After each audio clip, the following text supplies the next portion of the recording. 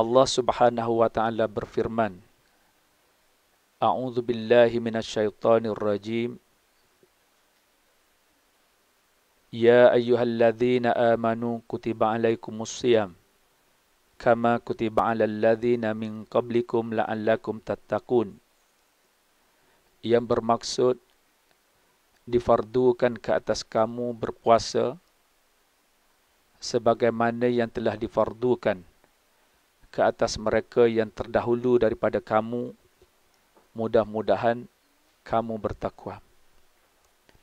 Ayat ini yang telah diturunkan pada tahun yang kedua Hijrah, pada bulan Sya'ban tahun yang kedua Hijrah, menjadi dalil kepada umat Islam tentang kewajiban berpuasa, yang mana Allah Subhanahu wa taala menyebut bahawa diwajibkan ke atas kamu berpuasa dan dikaitkan sebagaimana yang telah diwajibkan ke atas mereka yang terdahulu daripada kamu, mudah-mudahan kamu bertakwa.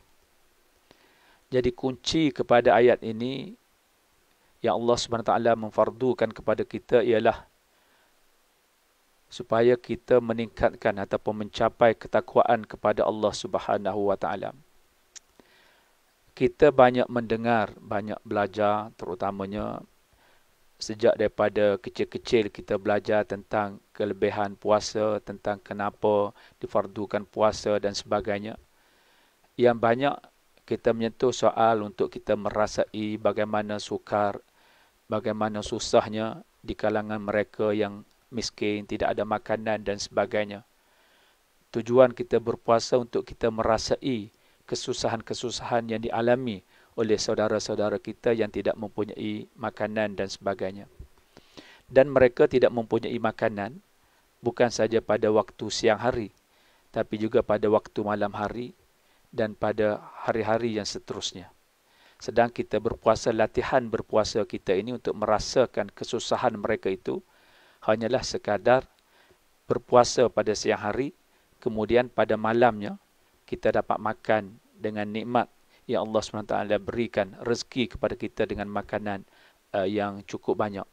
Jadi itu antara benda yang kita pelajari ataupun kita membaca semasa dalam kita memahami tujuan puasa dan sebagainya. Tapi Allah telah sebut dengan jelas, mudah-mudahan kamu bertakwa. Jadi dalam baki hari-hari dalam bulan Ramadan ini, maknanya kalau kita menjalani ibadat puasa pada bulan Ramadan, tiba-tiba kita tidak mencapai ataupun tidak dapat meningkatkan ketakwaan kita kepada Allah Subhanahu wa taala, maknanya kita tidak mencapai hasrat ataupun tujuan puasa itu sendiri. Dan takwa ini adalah merupakan perkara yang sangat kita perlukan, di mana nilaian kedudukan kita di sisi Allah Subhanahu wa taala adalah pada nilaian takwa. Inna akramakum indallahi atqakum. Semulia-mulia kamu di sisi Allah adalah orang yang paling bertakwa di kalangan kamu. Jadi takwa itu sangat penting sehingga dalam khutbah-khutbah Jumaat menjadi wajib ataupun menjadi rukun kepada khutbah itu untuk menyeru kepada ketakwaan kepada Allah Subhanahu wa taala. Maknanya takwa itu adalah satu perkara yang sangat kita perlukan dan Allah sebut dalam dalil ayat ini, mudah-mudahan kamu bertakwa. Jadi ini peluang untuk kita meningkatkan ketakwaan kita kepada Allah Subhanahu wa taala. Okey. Sekarang kita berada pada 23 Ramadan. Dalam seminggu lebih kurang kita akan Ramadan ini akan berakhir.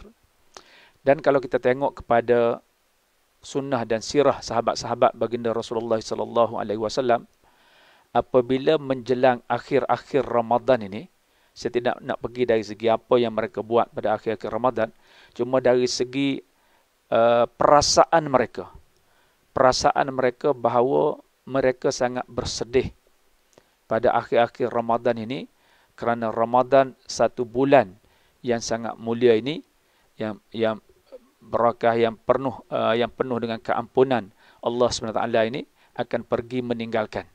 Maknanya mereka bersedih.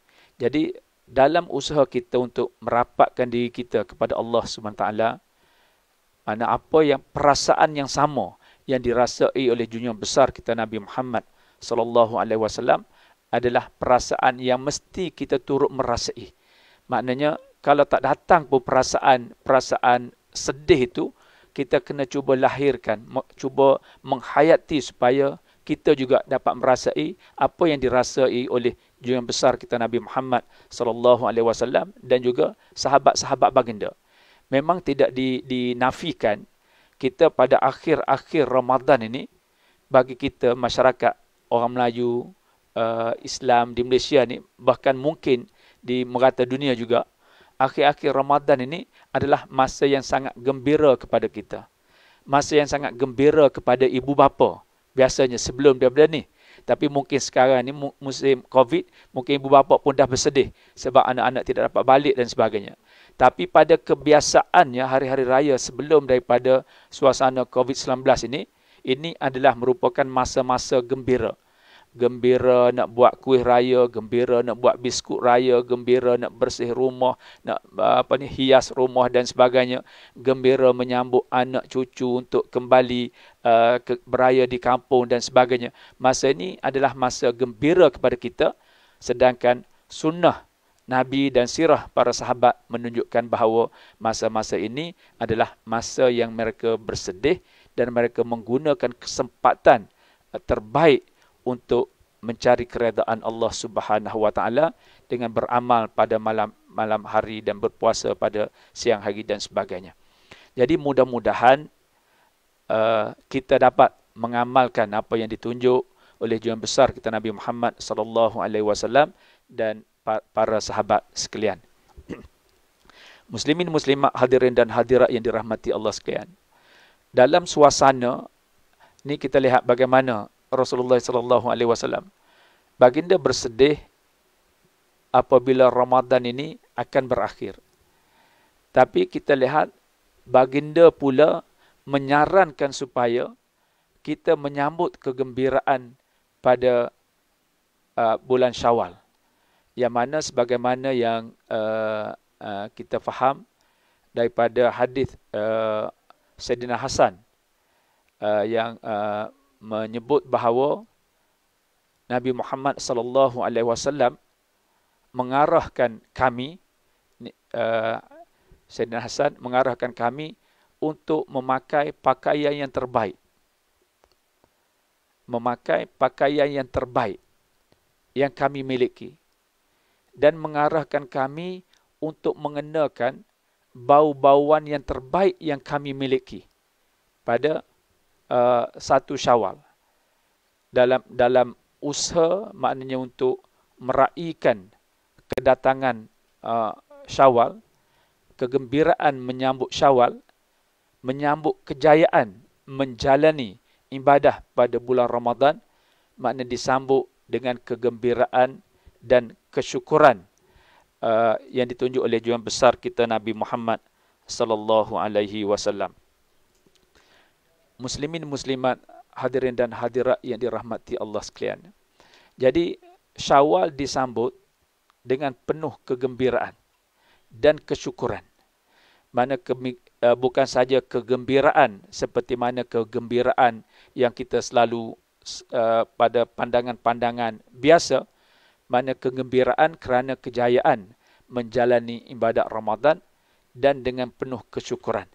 Maknanya kita mesti menjaga segala larangan-larangan yang biasa dilarang pada bulan-bulan biasa, tetap juga makna terlarang pada bulan Syawal yang kita dikatakan bergembira pada bulan Syawal.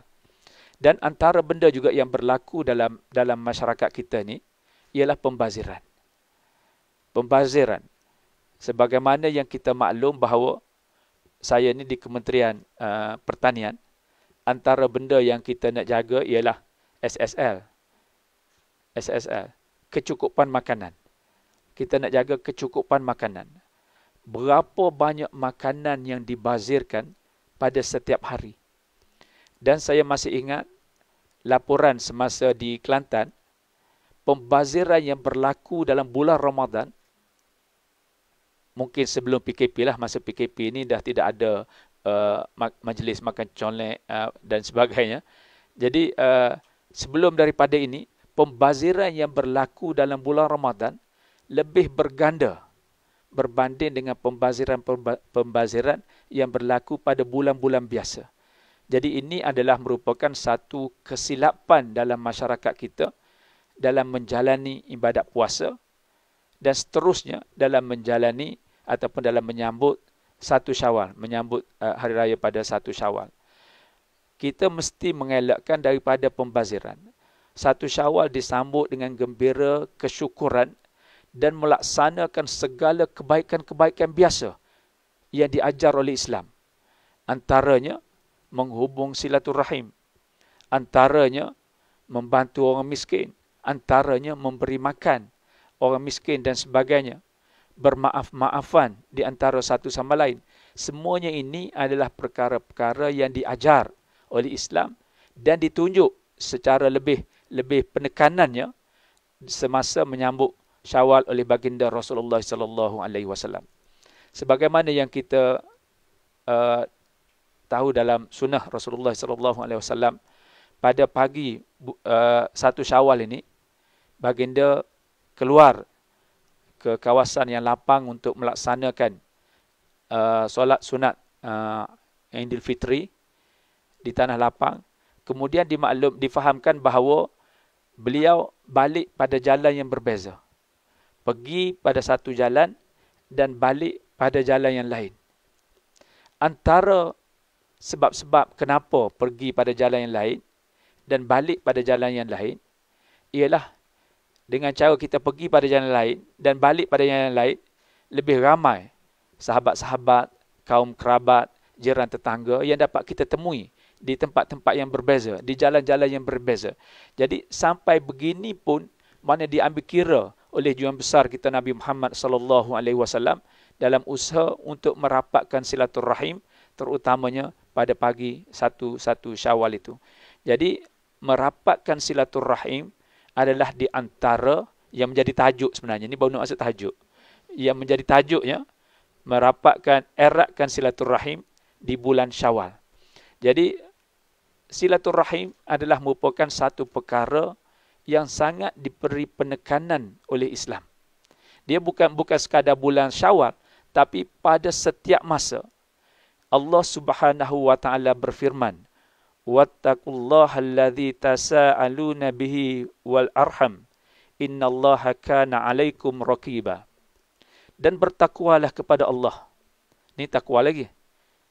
Yang kamu selalu meminta dengan menyebut-nyebut namanya, serta peliharalah hubungan silaturahim kaum kerabat, kerana sesungguhnya Allah sentiasa memerhati atau mengawasi kamu.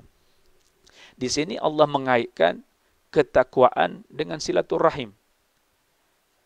Dan hadis yang selalu kita baca mengenai persaudaraan. La yu'minu ahadukum hatta yuhibba li akhihi ma yuhibbu li nafsihi. Tidak sempurna iman seseorang kamu sehingga kamu kasih kepada saudara kamu seperti mana kamu mengasihi diri kamu sendiri, ataupun kamu suka kepada saudara kamu apa yang kamu suka kepada diri kamu sendiri. Dan dikaitkan dengan keimanan kepada Allah Subhanahu wa taala. Maknanya menghubungkan silaturahim ini adalah perkara yang dikaitkan dengan keimanan kepada Allah Subhanahu wa taala. Tidak sempurna iman kiranya kita tidak menghubungkan silaturahim. Sekiranya kita tidak mengasihi apa yang kita kehendaki terhadap diri kita ni, juga kita kehendaki terhadap kawan-kawan kita ataupun jiran tetangga kita ataupun kaum kerabat kita. Jadi apa yang kita suka kepada kita, kita nak anak-anak kita berjaya, jadi doktor, jadi accountant, jadi engineer dan mendapat jawatan-jawatan yang besar-besar dan sebagainya. Kita pun kena suka juga kepada anak-anak orang lain untuk mendapat kedudukan yang sama. Kita suka kepada anak kita untuk mendapat keputusan yang baik dalam peperiksaan. Kita mesti kena suka juga anak orang lain untuk mendapat keputusan yang baik dalam peperiksaan. Jadi, kalau saya bagi selalu ceramah motivasi kepada pelajar-pelajar sekolah, saya sebut A ni mencukupi. Ada berapa orang pelajar di sekolah ni yang nak ambil peperiksaan pada tahun ini? 200. Saya kata yang matematik tu, sudah ada 200 A tersedia untuk pelajar di sekolah ini. So, kita semua kena sama-sama membantu, sama-sama merasakan dan sama-sama memerlukan semua pelajar ini cemerlang.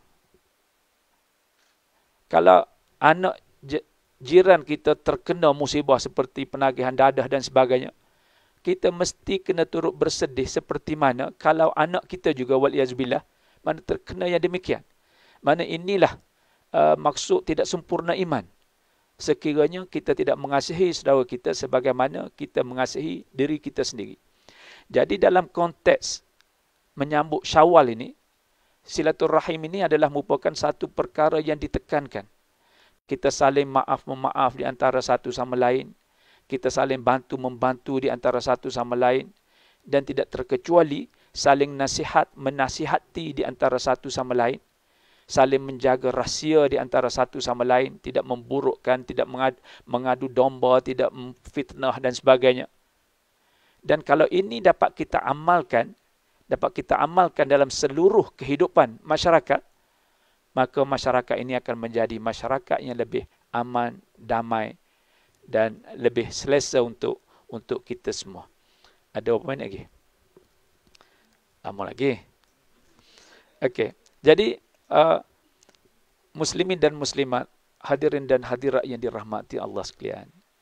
Hari ini kita terikat apabila kita sebut menghubungkan silaturahim, maka sudah tentulah yang terfikir dalam kepala kita sebelum ni, di samping perkara-perkara yang saya sebut saat ni, memberi orang miskin makan, memberi jiran tetangga makan, menjemput ke rumah-rumah terbuka dan sebagainya.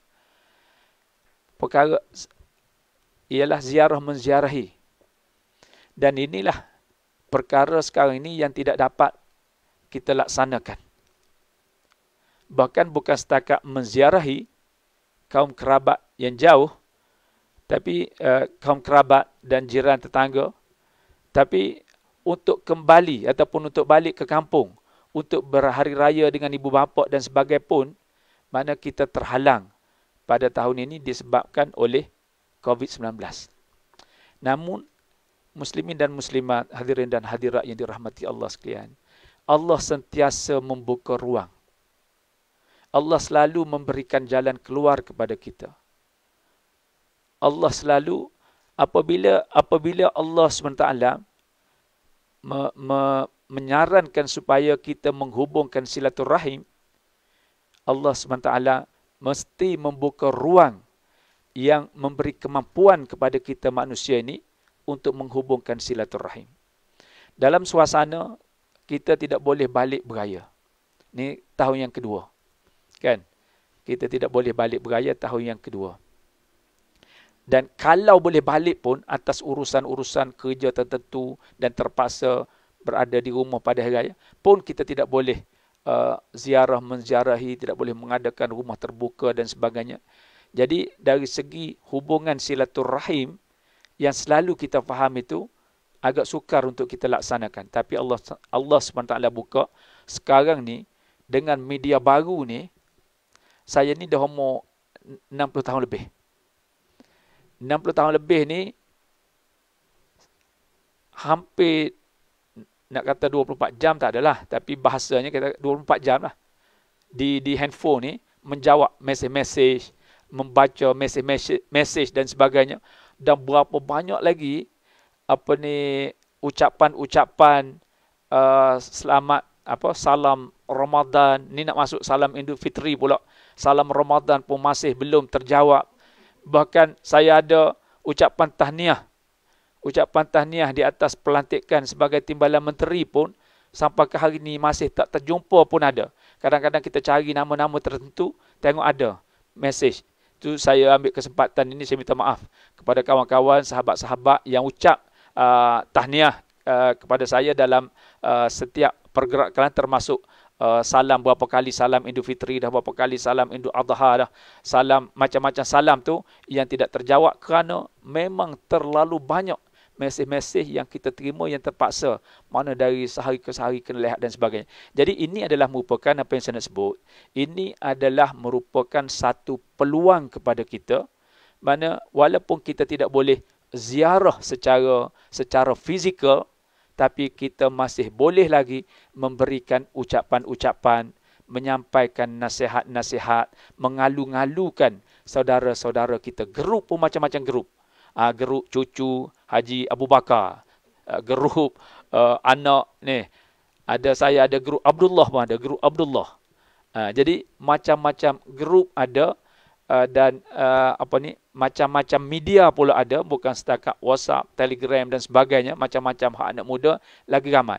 Jadi kalau orang yang di peringkat saya ni pun boleh akses kepada media baru, mana boleh dikatakan sekarang ini hampir keseluruhan rakyat Malaysia ni tinggal berapa peratus saja yang tidak menggunakan media baru ni, yang boleh kita sampaikan melalui orang lain. Umpamanya ucap selamat raya kepada mak kita, kepada ayah kita, sampaikan ucapan selamat hari raya ini kepada nenek, kepada Tok Ki, kepada Cik Wo, kepada apa-apa saja nama panggilan grandfather ataupun great grandfather kita yang masih hidup, yang tidak ada masih tidak akses kepada media-media baru dan sebagainya. Dan dulu kita kena hantar kad raya. Kad raya ni lambat sampai. Sekarang ni walaupun masih ada lagi yang menghantar kad raya untuk merasai zaman-zaman dulu-dulu, tapi maknanya dengan media baru ni kita boleh hantar terus. Maknanya siap boleh set pula pukul berapa ni nak masuk, kan? Jadi semuanya itu dapat kita lakukan. Manakala in terms of bantuan-bantuan kepada orang miskin, kepada kaum kerabat, kepada jiran tetangga dan sebagainya, sekarang ni pun sangat mudah melalui online banking dan sebagainya, yang boleh sampai secara online and immediate. Walaupun immediate masuk akaun, walaupun tidak immediate pergi ambil, tapi immediate masuk akaun tu mana boleh diberikan kepada orang tua kita, kepada jiran tetangga kita, ataupun kepada sahabat-sahabat kita yang kita ketahui bahawa mereka lebih lebih susah daripada kita dan sebagainya. Jadi semuanya ini dapat kita lakukan, dapat kita buat, mana walaupun kita menghadapi suasana PKP dengan SOP-SOP tertentu yang terpaksa kita ikuti, yang menjadi sedikit halangan kepada kita untuk merapatkan silaturahim. Tapi apabila ada usaha, sebenarnya tidak ada apa yang tidak dapat kita lakukan selain daripada lawatan yang fizikal itu saja. Baik, menyentuh soal PKP ni, mungkin ramai di kalangan kita yang sedari awal Ramadan lagi tertanya-tanya, tahun ni boleh ke tak boleh balik raya dan sebagainya. Dan boleh tak boleh, ada juga boleh tak boleh sembahyang tarawih dan sebagainya.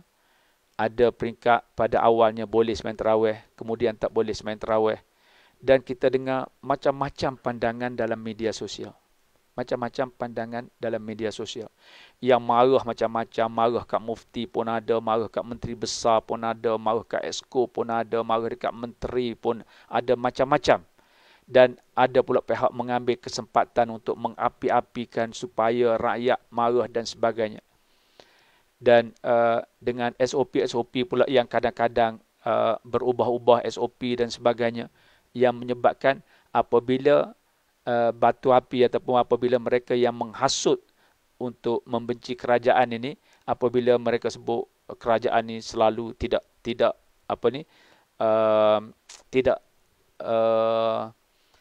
konsisten dengan SOP yang sentiasa berubah dan sebagainya, maka ia mudah mempengaruhi masyarakat mempercayai bahawa kerajaan ini tidak konsisten dan sebagainya.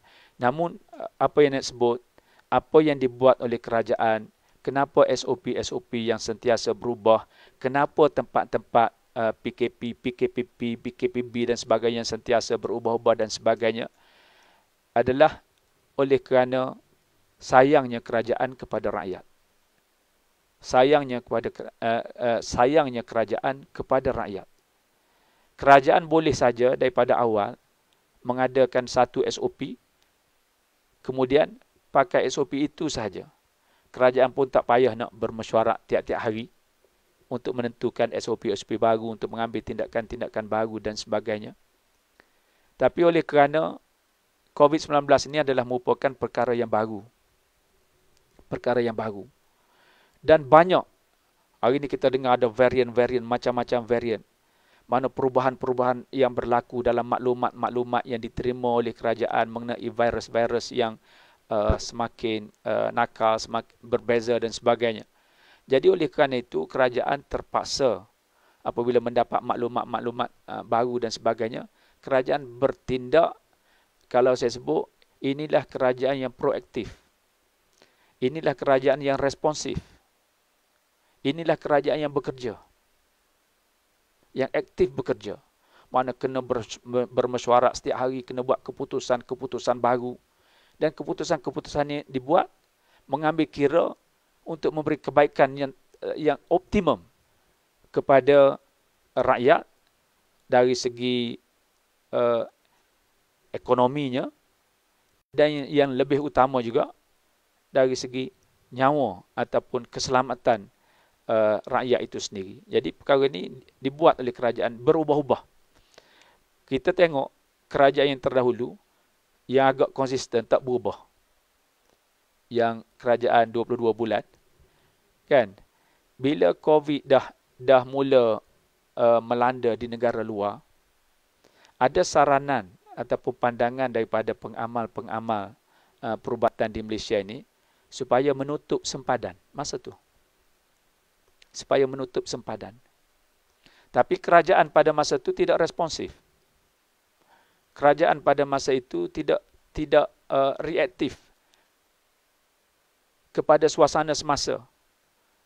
Bahkan degil dengan status quo yang ada tu, tidak boleh tutup sempadan. Yang menyebabkan adanya pembawa daripada China yang masuk melalui Singapura, pergi ke Sarawak dan sebagainya. Yang kalau saya tak salah ingat, yang hilang di Malaysia pun ada pada masa itu. Yang akhirnya memulakan satu jangkitan pertama di Malaysia dan seterusnya sampai kepada ratusan ribu pada hari ini. Kalau tutup awal itu, kalau kerajaan cepat responsif tutup awal, boleh jadi tak masuk. Tapi itulah apa yang berlaku pada masa itu. Dan kemudian, sebagaimana yang kita ingat juga, kluster tabligh, kan? Yang dalam suasana negara dunia sudah pun mengalami COVID-19, kerajaan pada masa itu tidak menyekat kemasukan ahli-ahli ataupun rombongan tabligh daripada luar negara, daripada India, Indonesia, Thailand, Singapura dan sebagainya untuk masuk dan berhimpun di Malaysia, yang menjadi satu kluster yang cukup besar. Jadi ini adalah merupakan bahawa kerajaan pada masa itu tidak responsif dengan apa yang berlaku pada masa itu, dan tidak berubah, SOP tidak berubah, kekal, boleh dan sebagainya. Jadi kerajaan hari ini responsif terhadap masalah yang berlaku dan mengadakan SOP yang berbeza, mengetatkan, melonggarkan dan sebagainya demi untuk kebaikan rakyat. Saya tidak nak baca. Saya ada untuk SOP hari raya ni, boleh cari sendirilah.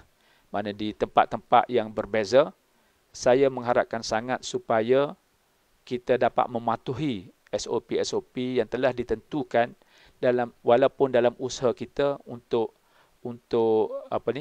merapatkan silaturahim, menyambut Aidilfitri dengan syukur dan gembira bersama dengan keluarga dan sebagainya, supaya SOP yang ditentukan oleh kerajaan ini dapat kita jaga sebaiknya.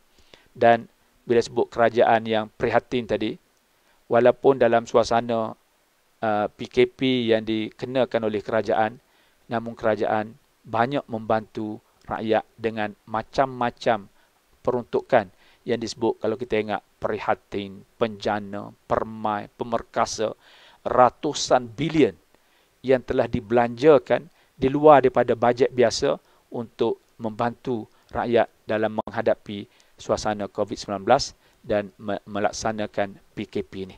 Itu pun kita tak dengar terjualnya aset-aset yang dimiliki ataupun yang berkepentingan umat Islam dalam memberi bantuan ini.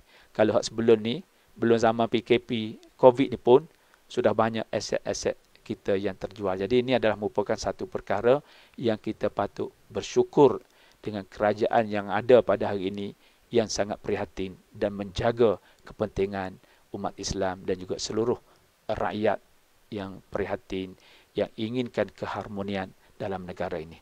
Jadi saya sekadar itu, mana-mana yang baik daripada Allah Subhanahu wa taala, mana-mana yang salah dan silap adalah daripada kelemahan diri saya sendiri. Next time kena jemput ustaz mari tazkirah. Aku qauli hadza wa astaghfirullahal azim li wa lakum. Wassalamualaikum warahmatullahi wabarakatuh.